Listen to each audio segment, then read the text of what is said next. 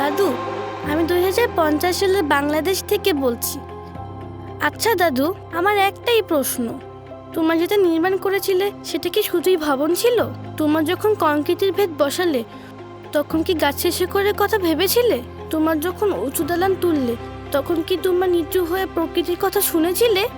আমার স্কুলের পাশে একটি ছোট খাল আছে, মা বলতেন ওটা নাকি একসময় নদী ছিল, এখন শুধু প্লাস্টিক আর নোংরা।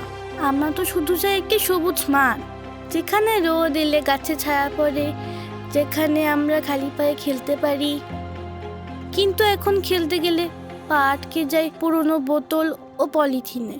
আমি জানি তুমি অনেক বড় আর্কিটেক্ট ছিলে, তোমার হাতে তৈরি হয়েছে অনেক বড় বড় কারখানা, ব্রিজ আর অনেক বিল্ডিং। দাদু, তুমি তো ভবিষ্যৎ গড়েছিলে, কিন্তু সেটা কি আমাদের জন্য ছিল? আমরা ভবনের ভিত্তি গড়েছি, কিন্তু প্রকৃতির ভিত্তি গড়ে রাখতে হয়তো ব্যর্থ হয়েছি। আকিজ রিসোর্স বিশ্বাস করে উন্নয়ন মানেই শুধু দালান, সড়ক বা কারখানা নির্মাণ নয়। এখন সময় দায়িত্বশীল ভবিষ্যৎ গঠনের, যেখানে প্রতিটি কারখানায় থাকবে বর্জ্য ব্যবস্থাপনার পরিকল্পনা, প্রতিটি ছাদে থাকবে সবুজায়ন, আর প্রতিটি ইটের নিচে থাকবে আমাদের দায়বদ্ধতা।